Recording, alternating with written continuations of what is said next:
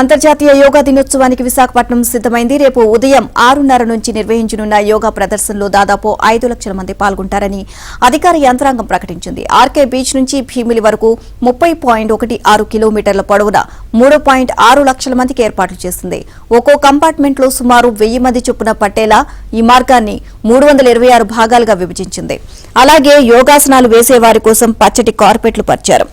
Beach రోడ్డుకు అనుసంధానంగా ఉన్న రహదారులు, ఆంధ్ర విశ్వవిద్యాలయం, నగరంలోని విద్యా సంస్థలు, మైదానాల్లో మరో 1,50,000 మందికి పైగా యోగాసనాలు వేసేందుకు ఏర్పాట్లు చేస్తున్నారు.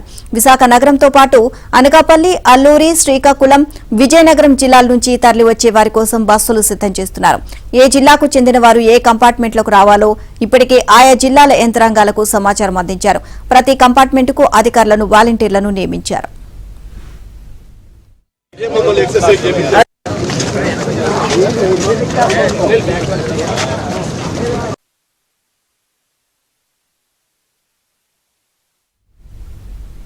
యోగా వేడుకలో పాల్గొనేందుకు ప్రధాని మోదీ, సీఎం చంద్రబాబు ఇవాళ విశాఖకు రానున్నారు. ప్రధాని, గవర్నర్, సీఎం, ఇతర ప్రముఖుల కోసం ఆర్కే బీచ్ రోడ్లోని కాళీమాత ఆలయం సమీపాన ప్రధాన వేదిక ఏర్పాటు చేశారు.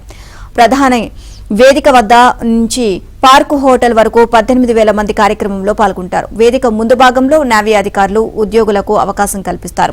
ఆర్కే బీచ్ రోడ్లో ప్రధాన వేదికకు ప్రత్యామ్నాయంగా ఏయూ ఇంజనీరింగ్ కళాశాల మైదానంలో 15,000 మంది పాల్గొనేందుకు షెడ్లు వేశారు. మంత్రులు, ఉన్నతాధికారులు ఏర్పాట్లు పర్యవేక్షిస్తున్నారు.